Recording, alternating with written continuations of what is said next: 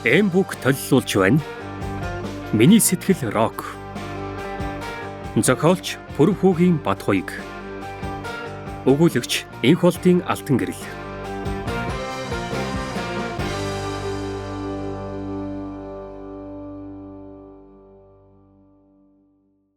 Нэг. Миний байгуулсан рок хамтлаг Тэнгэрийн араатнууд гэдэг нэртэй. Даанч ганц ч удаа хийт болсон дуу дуулаагүй. Нэрд гараагүй учир надтай холбоотой. Яагад гэвэл би төрхтөөл азгүй амьтны одонд төрсөн. Тийм одонд 1000 жилд ганц нэг хүн төрдөг биз. Замын нэг жижигхэн өртөөнд 2 нагц эгчийнхээ гар дээр унссан юм. Ээж маань намайг төрүүлээд л бурхны оронд одож аав гэдэг хүн байсан эсхийг энэ ертөнцид түүнээс өөр мэддэг хүн байгаагүй болохоор хамт бурхны оронд одсон биз. Харин намайг төрөхөд газар доороос их туу нижгэнсэн гэж том нагц нэг удаа ярьсан. Тэгэхээр муу заяаны газрын амьтан л байсан байж таарна. Зарим хүмүүсийг төрөхөд тэнгэрт солонго татдаг, бороо гинт шивэрдэг, үйлгүүд тэнгэр дугардаг гэсэн. Тийм өвдөс үзүүлж төрсэн хүмүүс мэдээж алдар нэрийн оргилд хүрч аз жаргалын сайхныг эдэлдэг байхаас зайлахгүй гэж хаяахан сандаг байсан. Одоо ч ийм юм бодхоо болоод удажтэй. Одоо ер нь юу ч бодхоо болсон. Учир нь би элдвийн муу бодлуудаасаа болж өөрийгөө олон удаа, олон жилээр хорлож байгаагаа ухаарсан гэхүү дээ. 3 настай байхад минь 2 нагц минь надад нэр өгөхөөр шийдэж хэдэн 7 хоног бодоод эцэст нь хоёулаа санал нэгтэйгээр нэргүү гэж нэрлэхэр болсон гэдэг. Энэ нэрэндээ би дуртай. Үнэхээр надад хамгийн тохирсон зүйл бол миний нэр. Нэргүү байх сайхан та. Харин 5 настайд минь төрсөн өдрөөр нэг банзан гитар худалдаж авч өгсөн нь хүмүүсийн худал үнэн хэлдгээр амьдралыг минь өөрчилсөн билээ. Хэнч надад гитар тоглохыг зааж өгөөгүй. 2 эгч минь хөгжим гэж сонссноос биш амьдралдаа ганц удаа барьж үзээгүй хүмүүс байсан. Тэгээд яагаад надад хөгжим худалдаж авч өгснийг би ойлгодоггүй. Байшингийн дээврийн хүндийд гитараа балбаж цаг оройтсныг ч мэддэггүй байлаа. Том нагцыг таягаараа тааз нүдгтэл хоолоо идэхээр доошоо буудаг байв. Хаяа он удсан хуурай сүрлэн дээр хөвтөөд алдартай хөгжимчин болцоход хүмүүсийг гайхшруулан шагшруулж байна хэмээн мөрөөдөн хэвддэг байлаа. Тийм сонирхолтой мөрөөдөл думбах болсон жил маань 5 өртөөний цаана байдаг суурин газар сургуульд оруулахаар явуулсан юм. Гэвч би 7 хоноод л оргоод ирсэн. Дахиж тийшээ зүглээгүй гэлээ. Араас нэхэл дагал болж ирсэн хүмүүсээс нагц нар маань намайг хэдэн үнэндээ хадсан бухал дотор нуугаад өнгөрүүлсэн юмдаг. Харин дараа жил нь албаны хүмүүс 2 нагцыг минь айлгаж сүрдүүлж байгаад намайг сургуульд аваад явхад ижилхэн ирээ носон цамцтайгаа үүдэн дээрээ сүү өргөд хоцорсон нь одоо ч нүдэнд харагдана. Галт тэрэг нэг хушуу орооход манаа муу хуучин байшин үзэгдэж тэд минь өнөөх газраа зогссон хэвээр харагдаж байсансан. Нүдний нулимсаа ханцуугаараа арчаад л албаны хүний дэргэд гавлаатай хэрэгтэн шиг явж байхдаа сургуульд сурахаас өөр аргагүй юм байна. Аргагүй юмыг сурахаас та гэж бяцхан хүүгийн ухаанаар бодож болгоосон санагдана. Сургуулийн дотор байранд гадуур хүн нь бий байгаагүй. Анх танилцсан хүүг Боргил гэдэг байв. Бас над шиг ганц эмэгний хүү. Үг дуу цөөтэй, багш чангахан дуурахад асгаруулж суудаг. Зүрх муутай нэгэн. Харин ганцхан зүйл дээр хизээч зүрх алдж байгаагүй. Нэг л өдөр эндээс оргоод эмээ дээрээ очноо гэж ярина. Бид хоёр нөхөрлсөн гол шалтгаан нь хоёулаа эндээс оргоно гэсэн ижил бодолтой байснаас болсон байж магад. Гэвч эхний жил хэн маань ч оргож чадаагүй. Сүүлдээ оргож зүхтах бодолгүй болсон юм. Зуны амралтаар гэртээ хараад би Бориглыг их сандагсан. Өвөртөө ороод гэрээсээ ирсэн хурууд хувааж идээд өвлийн урчин хоёулаа том болоод тэр зураач би хөгжимчин болохыг мөрөөдөөд л элдвийг ярьж хонно. Нэг удаа миний шүд өвдөхөд тэр надад шүд бүү өвд шүүрэн шанах шиг цоорсон ч мөсөн чихэр хичнээн хүлгсэн ч мөддөө дахиж битгий өвд түй гэсэн шившлэг зааж өгч билээ.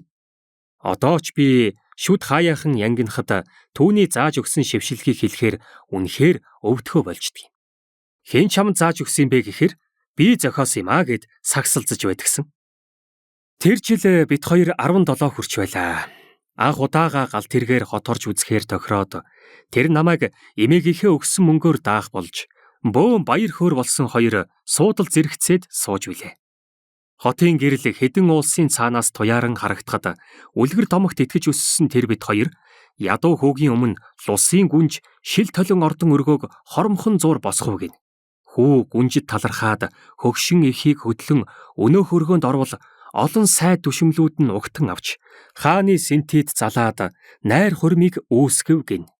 Тэгээд хундах тавилгүй дар сууж, хутах тавилгүй мах идэж, 60 жилийн жаргал, 80 жилийн найр хийжээ. Химээдэг сайхан төгсгөл болсон юм шиг дэгэлдсэн яарсандаа байж сууж байлаа. Тэр үлгэр одоо бодоход жинхэнэ Монгол мөрөөдөл байжээ. Гэнэт их ол золоод эсвэл хэн нэгэн туслаад тэгээд баахан мах идэж, баахан арх уугаад, жаргаад, найрлаад ийм л зүйлийг олон зуун жилийн өмнөөс хүсэж мөрөөдөж иржээ.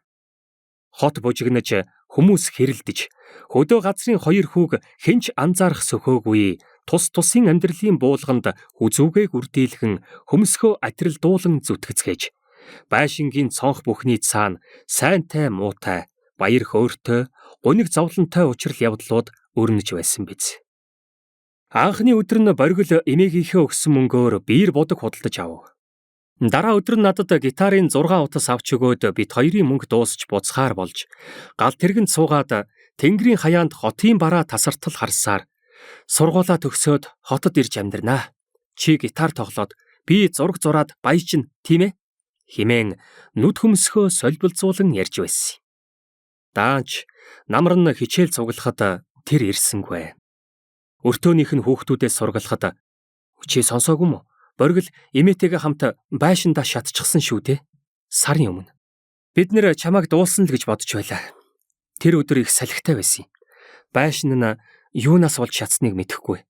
Томчуулын ярих нь дээвэр дээр нь оч үсрээд тийм явдал болсон байх гэцгэж байсан гэлээ.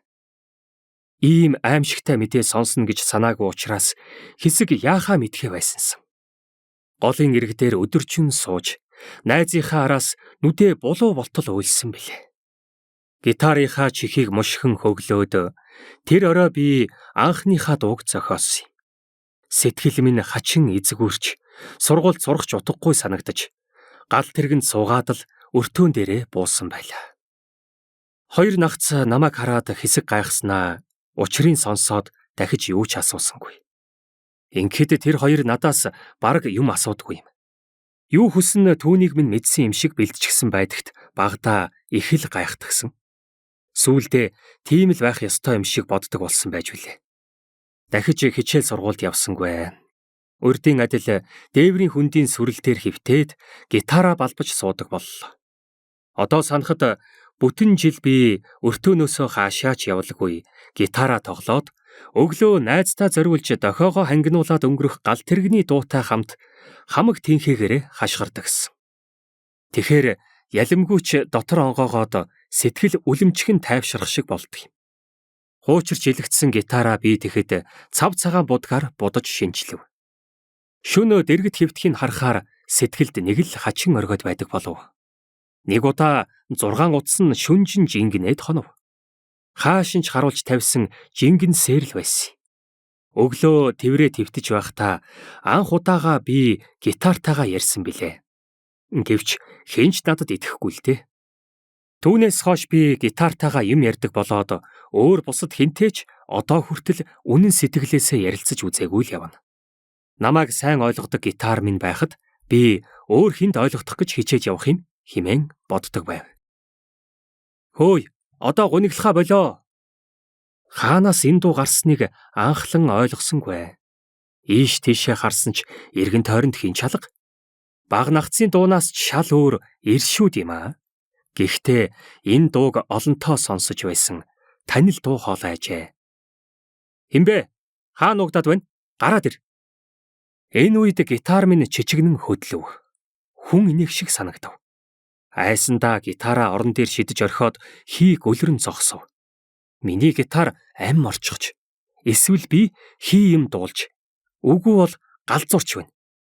Гэтэл гитар минь хөнгөнж. Би байна. Боргил байна. Найз нь чиний гитаранд шингэчгээд байна.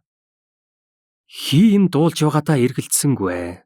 Тэгсэн атал сэтгэл дотор хий үзэгдэл сүнс сүүдэр бодогдоод айдас хүрэх шиг болж билээ. Багад том нагц үнэхтийн хүүхэн гэж хачин юм ярьдаг байлаа. Тиймэрхүү муу юм бодогдоод гитар руугаа ойртож чадсангүй.